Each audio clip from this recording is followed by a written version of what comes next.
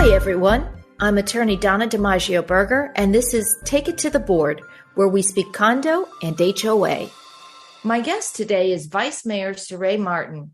Vice Mayor Martin was elected to serve the approximately 71,000 citizens of Lauderhill, Florida in 2020, and his term runs through November 2024. The city of Lauderhill was established on June 20th, 1959. The founding father was developer Herbert Sadkin, who had originally planned to name Lauderhill Sunnydale, but later changed his mind. Lauderhill was originally known as dairy farm country because there were far more cows than people within the borders of the city. Vice Mayor Martin, or Ray, is the past chairman of the Lauderhill Community Budget and Advisory Board. He is past vice chairman of the Lauderhill Housing Authority and is president of the Kiwanis Club's Central Broward chapter. He's originally from New Brunswick, New Jersey, and he is a veteran who has served for 22 years in the U.S. Army. He retired in 2015, and he owns a company called Extreme Government Solutions. I'm delighted to have Vice Mayor Martin here today. He's had me out to Lauderhill several times to talk to residents of his city about changes in the community association legislation in Florida. So Vice Mayor Martin, welcome to Take It to the Board. Hey, thank you. Happy to be here. Thanks for the invite. Well, I wanted to ask you, because I ask all the people who are elected officials when they come on the show, what got you interested in public service? After retiring from the Army, I've been a public servant all my life. My family, I come from line of public servants. My father is a retired Broward Sheriff's Office. My sister currently is working with the Broward Sheriff's Office. And when I retired from the Army, I came back. I observed some of the things that were going on in the city that I felt could use some change. And instead of being the person who points the finger, I decided to raise my hand and decided to serve my community. Well, that's great. Did you grow up in Lauderhill or? I moved to Lauderhill, relocated from New Brunswick, New Jersey when I was 12 years old, 1988. And then I finished my time here, went to school here, went to Boyd Anderson High School, later graduated from Hollandale High School out of the magnet program. And then I joined the Army at 17. You joined the Army at 17. Was it everything you thought it would be? Initially, no, but I ended up making a lifetime career out of it. So it turned out to be well for me. Yes. Yeah, I was going to say 22 years. So I mentioned at the outset, Lauderhill has approximately 71,000 residents. You've got a median household income of $38,805. Many of your citizens live in older condominium buildings that are impacted by the new safety laws in Florida that we've been talking about on this show. You know, in the aftermath of the Surfside tragedy, the Florida legislature, they passed some very robust legislation 2 years ago. In special session, it was SB 4D. They just passed a glitch bill, Senate Bill 154, which is trying to clean up some of the questions that the condo safety law created. But of course, now this has created even more questions. But are you hearing from the people in Lauderhill who live in these older condominium buildings about what kind of impact these laws are having on them, particularly having on their budget? Yes, absolutely. Having so much an impact that I ended up initiating and creating a Lauderhill Condo Association forum where we invite homeowners and condo owners out to discuss some of those various issues. More specifically to your question about the increases in their dues and maintenance fees and the reserves and the impact it's having on our residents. Many of our senior citizens have paid off their condominiums. They're on a fixed income. They're on a fixed budget. And these fees are almost double to try to catch up their reserves, as well as increase their maintenance to try to meet the new, or maybe not new, or just the more stringent standards for the inspections. And they just simply can't afford it. And some of them are at risk of losing their condos that they paid off and worked their whole life for. And we can't forget the property insurance crisis here in Florida. I know the legislature's been, trying to pass some new laws regarding the insurance industry, but we haven't seen anything beneficial come out just yet in terms of lowering the premiums. So a lot of your folks are also, in addition to the budget increasing because of everything you just said, catching up on reserves, undertaking much needed repair projects.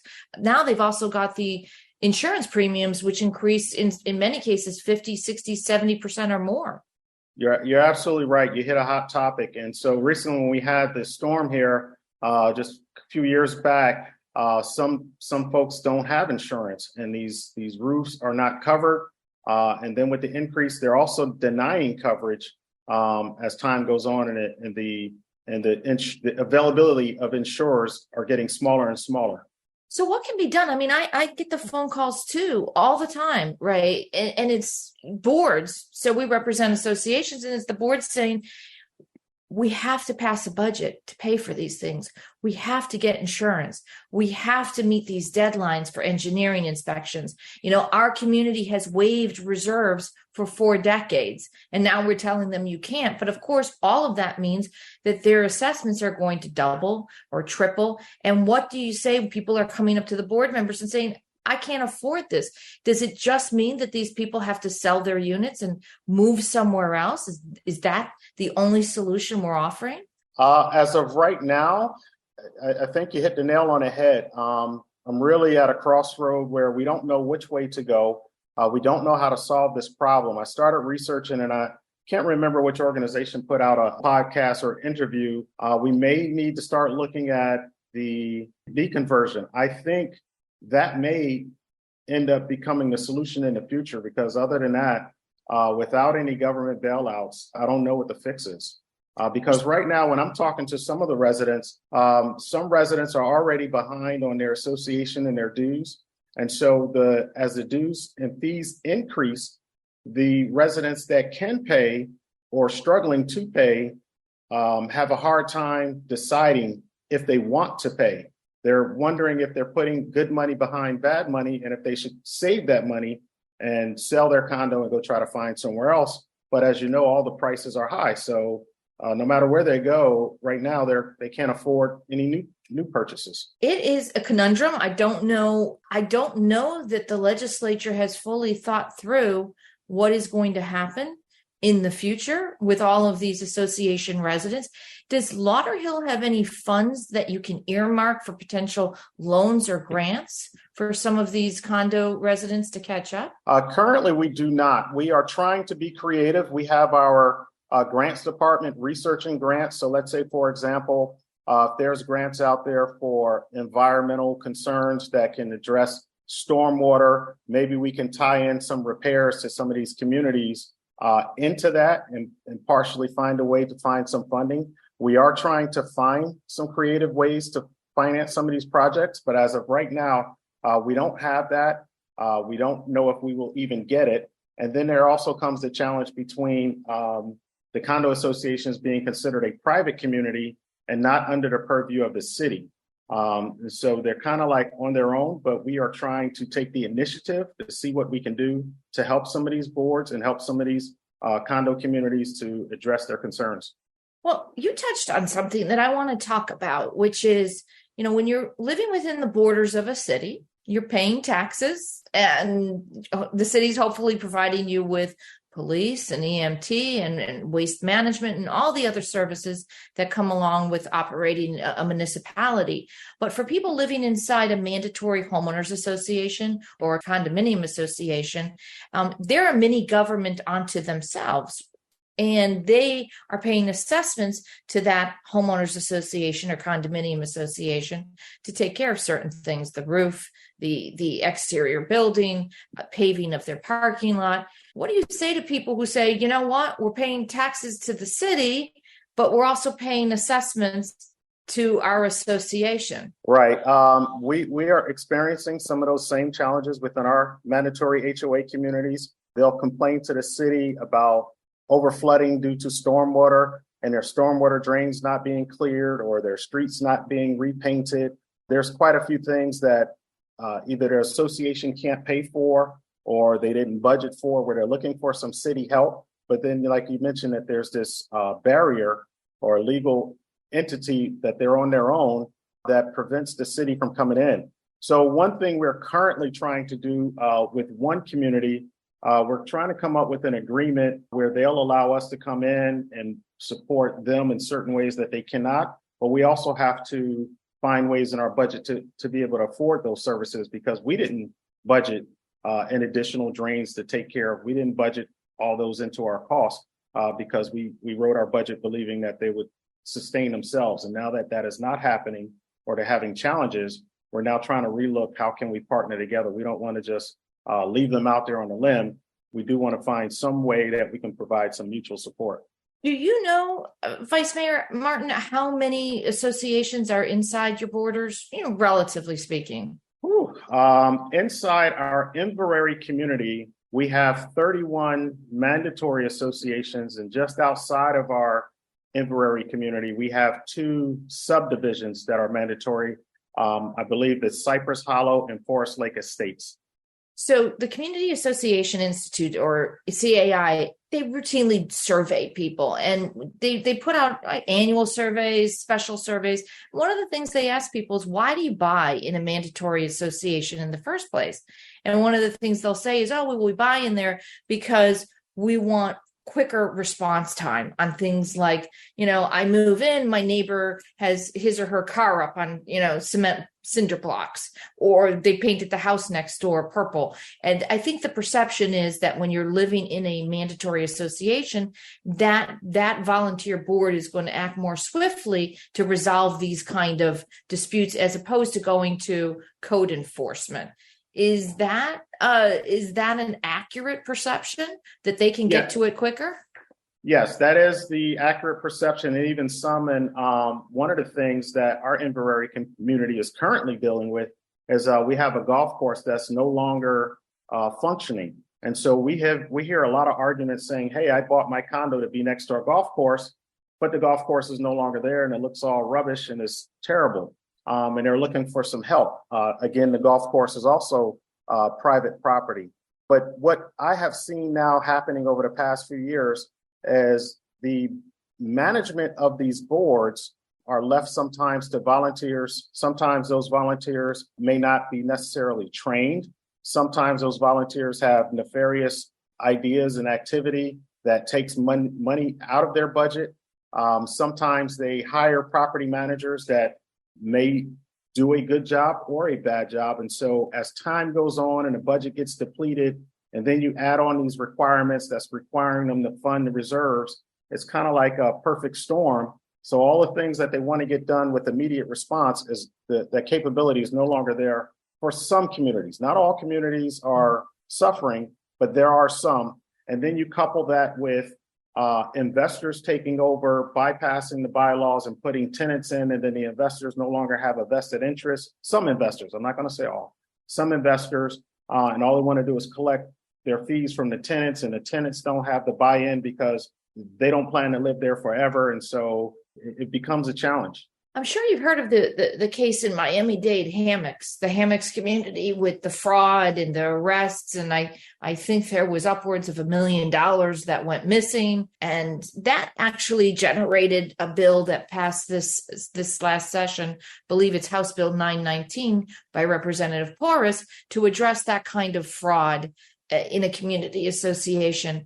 Listen, it's going to boil down to, when this kind of fraud is discovered, that people are subject to law enforcement, that they're going to be criminally tried, and they're going to serve a sentence for whatever criminal activity they've engaged in. Is Lauderhill prepared to, and I don't know if you've ever had these cases come before you, but is Lauderhill prepared if and when you have that kind of fraudulent activity or corruption going on inside your borders in a mandatory association, to take action? We are prepared, and we have dealt with this. A similar case was over $1 million. The gentleman was arrested. We did, file a case against him, and it was founded, and he was found guilty. The challenge, and that's kind of another one of the reasons that I ran, is that I make it a personal issue to try to solve some of these problems. Because prior to me running, the word that I heard, that when the condo community and these boards raised the complaint to the city's response was, talk to your ombudsman. You're governed by the state of Florida, and city has nothing to do with it. And so once I realized that they're kind of being left out there in the cold and they really don't know who to turn to, I initiated the condo forum so that we can start uncovering some of these issues. There are some residents that are intimidated by their boards. They're afraid to come forward. So I asked them to bring their issues to me. so that we can start our own internal investigation where we work with our chief of police and we'll send in undercover to do an investigation and see if we can rot out some of this crime and bad actors. I think that's great. And at the end of this episode, I'm going to want you to give me some resources so people know where to find you. Broward County has 31 cities. Does Lauderhill work with the League of Cities on these sort of issues, including on affordable housing? I've had a number of guests come on the podcast and talking about what a crisis the lack of affordable housing is becoming in Florida. Yeah, you're absolutely correct. And we are a member of the Florida League of Cities as well as the National League of Cities. I serve on there. I attend the city meetings. We also have Broward League of Cities where we get to share information from other cities and compare and contrast our notes and best practices. And affordable housing is a problem all over. For the city of Lauderhill, we have very limited land space. Most of our space is already developed. So when we get new developers coming in, we ask that part of their development agreement with the city is that they allow some of the units, make them affordable. And we're getting away from where I say the terminology of affordable housing. What some may call affordable may not be affordable. So I think the new term is current rates, or there's a new terminology, but affordable may not always be affordable for many people. Sure, it's all relative. I agree. But you mentioned a few minutes ago about the two Inverary golf courses. You got a couple 100 acres there. It's privately owned. Are there any plans in the works right now to develop that acreage? Yeah, so currently it's about 300 acres. It's owned by a private individual. And within the Inverary community, when they purchase their homes, there's what they call a covenant. This covenant is to prevent the development of the golf course. This covenant, in order for it to be changed, it would require 2/3 vote of members in order to change the golf course's covenant. And as right now, there is currently a contractor or a developer who has an option to buy the golf course with the intent of hoping to come to some agreement with the Inverary community in which they will be willing to forego the covenant in exchange for a newer golf course, provided some residential housing so that they can recoup some of their funding. Currently, some of the residents do not have an appetite to allow for any housing. And so therefore the developer is not moving ahead, but they still have the contract, but they're not maintaining it as a golf course. So it just kind of turned into vacant land that's now harboring wildlife that includes, foxes and everything else out there. So the residents do not want the vacant land, but they're also currently not willing to remove the covenant and allow for more development because it's just going to make the area more congested, more people. And that's not why they bought. They bought there because they wanted to be on a golf course, not to look at a new apartment building. Sure. No, that's understandable. The two pretty famous golf courses designed by Robert Trent Jones in 1970, right? You want to talk about the famous guy who kind of put Inverary on the map with those golf courses? Yes, I grew up watching the Honeymooners and come to find out that it was Mr. Jackie Gleason. I think his home was just recently up for sale here in Lauderhill. Jackie Gleason, I believe, brought the Honda Classic, which was the beginning in 1972, and they had the classics from 1972 to like 1980. And so we had a very vibrant community. The Inverary community was doing well. Lauderhill was on the map. We had a lot of famous golf players that come through our golf courses. And it really hurts some people that we can't get back to those days. Two things. One, I represent the community in Lauderhill where his home was located. So I recently got a tour on a golf cart and saw his home in there. It's very large. Okay. The other homes are very nice, but his just really stands out. And I don't know if I ever told you this, but I was married at the Inverary Country Club. Really? Wow.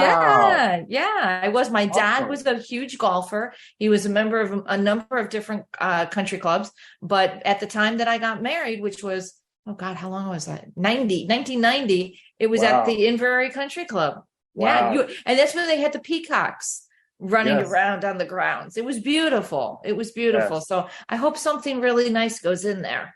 Okay, great. So I'll let the residents know to call on you because you have you have a historical moment there that you want to save. I do. Actually, I do. It would mean something. I remember the waterfall, and it was just, it was lovely. It was really lovely. So I Great. wanted to talk to you about your educational programs. And I happen to be familiar with them because you've had me to your community leaders breakfast. But I'd like you to talk to our listeners a little bit because I think your city in particular has done a great job educating your citizens when the new laws come out that impact them. And before you, I dealt with Commissioner Margaret Bates. She was fantastic. And then you came on board. Tell me a little bit about what kind of emphasis you put on education. So what we do is we have lobbyist firm, Becker and Polikoff, where we have our legislative assistants and liaison.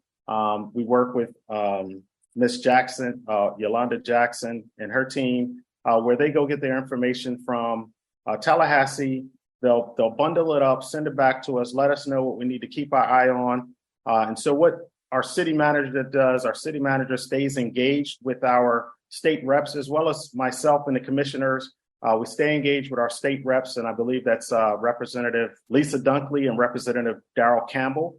And so when the time and the opportunity is there, we'll set up the appointments. That's what Yolanda Cash Jackson will do. When legislation is in session, we'll take a trip up there. They have this time sometimes called Broward Days, where it'll give us an opportunity to go around and meet with all the bill writers and co-authors, where we can advocate and fight for our city and bring back any changes that we see coming. And then when we come back to our city, what we do with our city is, as you had mentioned, I have a community leaders breakfast that I carried over from Commissioner Bates, where we invite attorneys such as yourself or those that smart in the reserves process or property management. We also do a condo association forum where we also invite guest speakers so that we can inform board members of the educational programs that are available to board members that they should partake in before taking a seat on the board. We educate them with property managers, what they should look for in a property management company. And then we let them know about the new laws that's coming down so that they can get a better understanding. So those board presidents, when they get ready to file their reports or take votes on upcoming increases, the community has a good understanding, or at least they have resources to reach out to if they have any questions. If they're concerned that their board might not be doing the proper thing, maybe they're overcharging, or maybe they're not charging at all and they should be charging. Maybe their board is not doing what they're supposed to do. And so it's really good if we can get more people involved. The more people we have involved, the more people we have that understand the process. It really helps keeps the checks and balances in place when you have board members either that are new or don't know what they're doing, and even more experienced ones. I work with a lot of associations throughout the state in a lot of different cities, a lot of different umbrella groups. And I will tell you, Lauderhill does it right. You really do. I have to tip my hat to you and they're always well attended. And that tells me something because I've done it year after year. And yeah, I see a lot of familiar faces, but the room's always packed. I know you have the police chief there. You have so many different city leaders there. And I think that's great. And honestly, that's what it's going to boil down to, because purchasing in one of these mandatory associations, it should be an informed purchase decision. People need to know what they're getting into. I mean, I remember being at an event years ago, not one of your events. It was an event that we at Becker had put on, and we had somebody in the audience stand up and say, well, you can't foreclose on my home. It's my homestead, my unit. Well, actually, that was misinformation that person did not understand that living in a mandatory condominium association, yes, the association can foreclose on your unit if you don't pay your assessments. And it was that was kind of an eye-opening moment for me, because I had no idea that somebody who's actually living in one of these communities could perhaps not realize that if you don't pay your assessments, you can lose your home. That's right. Absolutely correct. By the way, you mentioned my partner, Yolanda Cash Jackson. I'm sure she's doing a fantastic job for you. How do you get your share of the operating budget of Florida? How do you get in there and say, this is what we need? What's the process? Well, that process, again, we provide as commissioners, and myself will provide the support. But the process is generally started or initiated through our city manager, who works through your partner, as you mentioned, Yolanda Cash Jackson, and we'll host our own meetings with our elected officials. And so we'll tackle it through our representatives that are up there, and as well as a two-pronged approach where our legislative liaison and our city manager is also using their avenue to try to get back what we need. And so our reps have been doing a good job of getting funding back. We recently got some funding for ShotSpotter for our crime prevention in the city. We recently got some funding from the state for our lift stations, our pump stations, to get water and storm water out.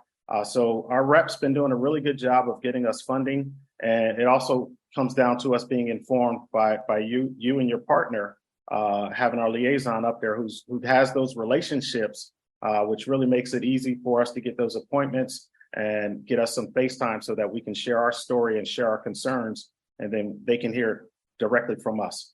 So we've been talking about education, educating the people living in these communities. You know who else needs some education? Our legislators. So they need to know what it means to live in these communities and to operate these associations. By the way, I don't know if I told you this either. I used to be a lobbyist years ago. I would go up to Tallahassee, but only for community association issues. We have a group called CALL, which is the Community Association Leadership Lobby. And I would go up there and, same thing, go into legislators' offices, talk about the bills. They each get 6 bill slots. I can't tell you how often sometimes somebody was sponsoring a bill and didn't know what was in the bill, really, to any great degree. The session's starting earlier this next year. It's going to start in January. I think committee weeks are already going to start in September. Do you think, Ray, next time you're up there, that you're going to want to pop into some offices, in addition to dealing with, appropriations, talk about how some of these association laws are really impacting your communities? Absolutely. And the ombudsman's office needs more help. We have way too many problems within the state. They just can't get to all of the problems. They can't check all the fraud. They can't keep up with it. So we have a lack of enforcement from the state, and the city doesn't have any enforcement teeth to really do anything. And we really can't go in and fire board members or remove them if we see bad things going on. So yes, I plan to continue to fight for our regular appropriations, as well as the impact on these communities that these new bills are having. Let me know when you go. Maybe I'll tag along with you. Absolutely. Sure.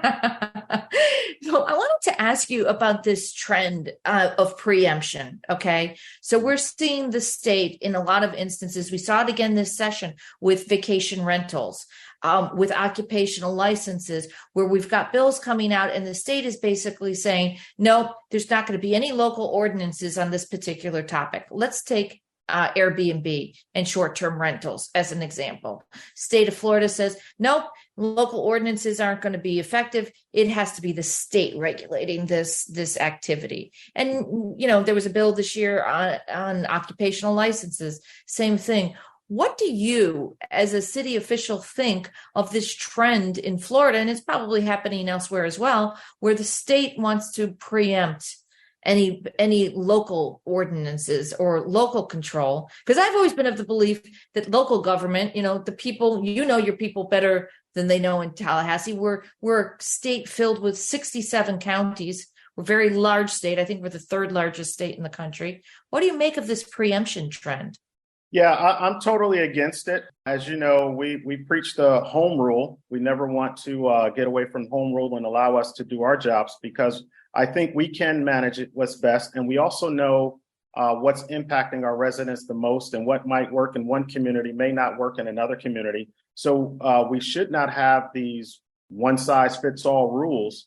And so then if you want to ask me my philosophy, if we keep going this route, then what do they need local elected officials for? The state can just manage it themselves. There's no point in having local elected officials if we don't have the power to do what we need to do and what's best for our residents. I am a proponent of business. I do like the Airbnb model. I love the Uber model. I love where the future is going and the capabilities it's given us and access and making things more user friendly. But there is a right place and a right time to do things. And sometimes some of these communities, I'll give you an example.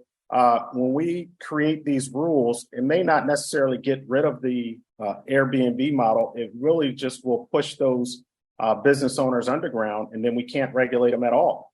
And so take, for example, a 55 plus community who are used to maybe going to bed at 9 o'clock and, just a real quiet community. And then you stick an Airbnb in there where you have party goers and they're going to have a big party this weekend. And grandma, who usually take their kids out by the pool, wasn't expecting 30, 40 people to show up for a pool party due to a one night Airbnb rental. So sometimes it's just not safe for some communities. Yeah, it's not a great fit for everybody. Yeah, but what's driving this trend? Where do you know what's driving this trend in terms of the state trying to preempt local government? I think, and I don't want to use the bad term lobbyists. I think there are some big companies out there who lobby our officials. And unfortunately, they're only getting one side of the story. Going back to that education piece, they're not getting the impact of what's happening, or they're not hearing the story, and they don't live in communities that are affected by some of the laws that they're changing.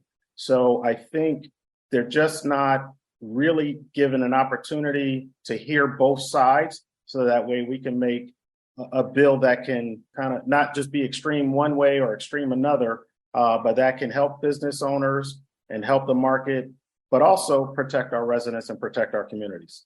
There is some sensible legislation that we can put together. Yeah, I mean, the goal is to promote positive, helpful rather than harmful community association legislation. And I think it's hard to draft that in a vacuum. So if you're only hearing from certain lobbyists, or you're only hearing from certain groups, you're really not getting the full picture. You know, when I did go up there and I would testify in front of a committee, I would start out by asking, just a show of hands, how many of you live in a condominium association or homeowners association? Very few hands went up. In some committees, no hands went up. So they're not living in this type of housing option. If you don't live in an association, if you haven't served on the board of directors, you really don't understand the mechanics. Or I should say, you can't fully understand the mechanics. And you certainly can't understand the pressures of trying to govern the people you live next to, right? Because it is a living together relationship. And now you've got a fining committee, you're trying to enforce the rules. You're having to give bad news that the budget's going up more than 20%, all of this. And if you haven't lived it, it's really hard to even imagine the true mechanics. Right. And some people's experience of Airbnb, and I'll even use myself as an example. Every year, members of my family, we go up to Orlando and we Airbnb 10-bedroom houses up there, and the whole block is all Airbnb. So the communities that were designed to be Airbnb, or at least with that in mind, it's great. And so if you see that, and we love it, we're like, hey, we can go and stay in a 10-bedroom house with a pool, bowling alley, pool table, all the amenities, movie theater. We think it's a great thing, and it's a great concept. You come outside and the whole street is full of other vacationers and everybody's having a great time. So if that's the only view you have, you think Airbnb is great, but that's not always the case. There are some bad examples. And if that's your only exposure, then you're not really seeing the whole picture. I agree. So I want to ask you founded a company called Extreme Government Solutions. That is a very interesting name to me. Tell me what the company does, how you came up with that name. Yeah, so while I was in the military, I ran into many contractors. The military does a lot of subcontracting or contract some services. And when I kind of seen what they were doing and some of the services they provided, I wanted to get into that space. It was a little easier for me because I understood the terminology.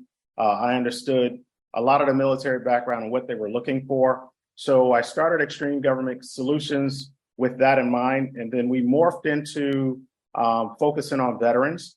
And then I got a contract with the VA hospital where we take veterans out that were suffering from PTSD. So we put a program together where we were taking care of veterans suffering from PTSD. That contract came to a halt during COVID because they were the most vulnerable population. But prior to that and after that, there are many services and products that we provide to the military.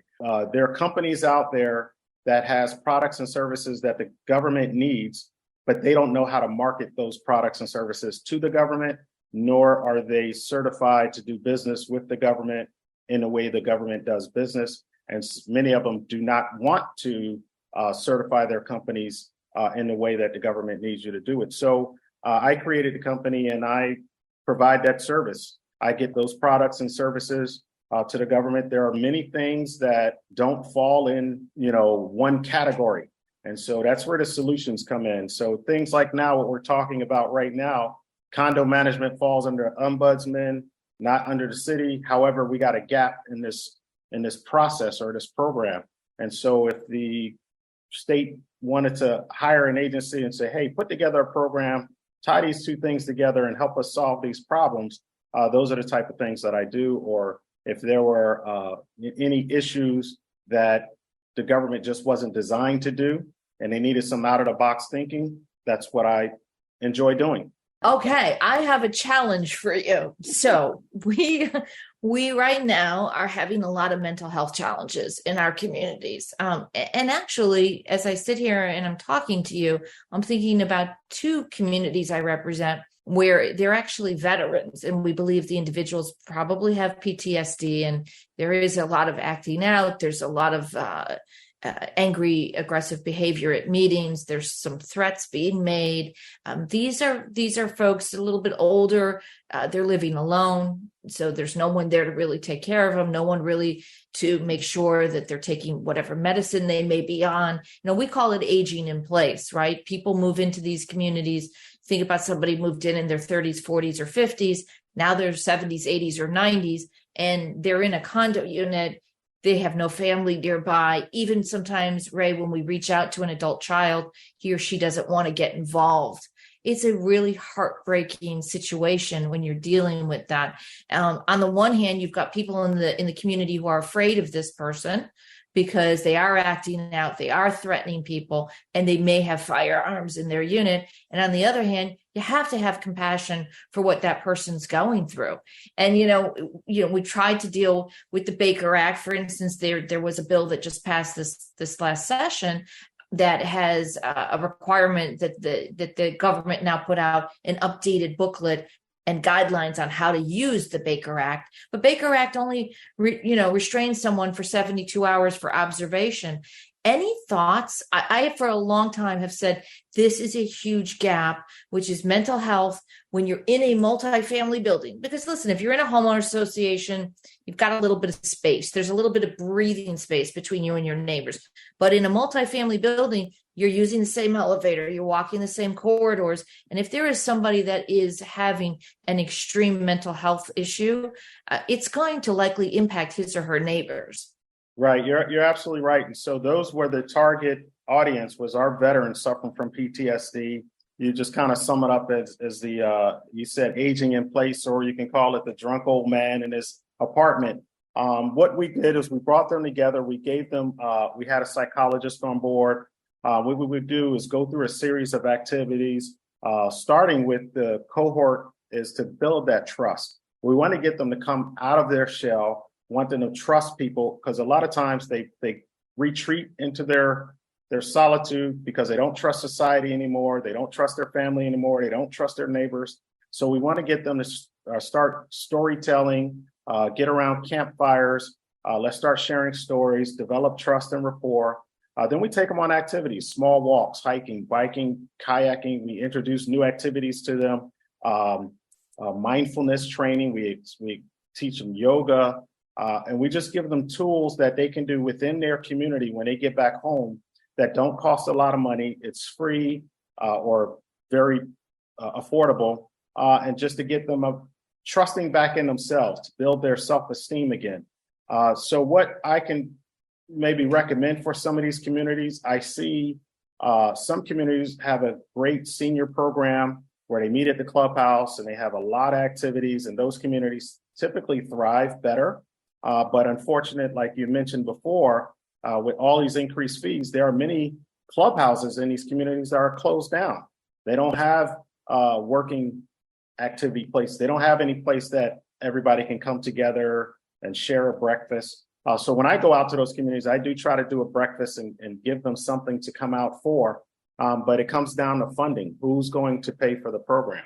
The condo communities do not have the funding in their budget to pay for some of these resources. And it's not limited to just veterans. I got a nonprofit. I recently took out some firefighters that were exposed to gunfire, but our firefighter and our police officers are 911 operators. You don't have to go to war to experience trauma. And so it's becoming more and more prevalent. Even at the height of COVID, I heard more and more nurses were dealing with a lot of trauma and PTSD because people were dying on their watch daily. And so everybody needs some mental health. This is really becoming a big issue. It's something that we need to start looking at because it's only going to get worse. So if somebody's listening and they're experiencing this right now in their community, could they reach out to Extreme Government Solutions and have you come out and? Absolutely. My nonprofit is EGS Outdoors, but absolutely, I'd love to consult and speak with anyone that has any concerns. I don't know if this is time you want to get a telephone number. Absolutely. Listen, I want people to have these resources because I think you might want to even expand on this. I don't know, and I'm going to ask you in a minute what your future political plans are, but this is something that's so needed. And I don't see it diminishing. I only see it getting worse. Right. We just need our legislators and our federal government to really put some funding behind it. Acknowledge that it's a problem, and then let's start working together as a community. There are a lot of resources out there that are already in place. I took my son, there's a horse healing, I forgot the name of the place, but when you're brushing the horse down, there's some therapeutic effects that go along with it. So we got a lot of great organizations that many people don't know about, but then the funding, we can only be nonprofit and only serve so many people at a time. So what's that phone number? 954-644-0578. And to prevent all the spammers, please send me a text first. You can send me an email at Sarai, that's SARAI .ray, RAY .martin, MARTIN @gmail.com. I had another idea while I'm sitting here talking to you is, again, back to the education part. We found when I did a lot of lobbying on behalf of community associations that phone banks set up to make it easy for people to reach out during the legislative session. And even when the legislators are outside of session, it's easy to go and set up an appointment, meet with them in their district offices. Might be something that you want to do in Lauderhill to allow your people, make it easy for them to contact their legislators and the governor and let them know whether it's an email form that you set up for them or, a phone bank where they can just use an 800 number and call in. Yeah, excellent idea. Thank you for sharing, and we'll look into that. Well, you've been so generous with your time. I just want to know, am I going to see you in Tallahassee or Washington, D.C. in the future? I don't know about all that. Right now, I am just looking for re-election. I think there's still some more work for me to do here in Lauderhill. I'm up for re-election for 4 more years in 2024. So I plan to just kind of stay right here where I am in the city of Lauderhill and continue the improvements that we can. And so right now, I can only look for the next 4 years. All right. Fair enough. Well, you'd have my vote if I lived in your city. Thanks so much for your time today. You have a good one. Bye-bye now. Thank you for joining us today. Don't forget to follow and rate us on your favorite podcast platform or visit takeittotheboard.com for more ways to connect.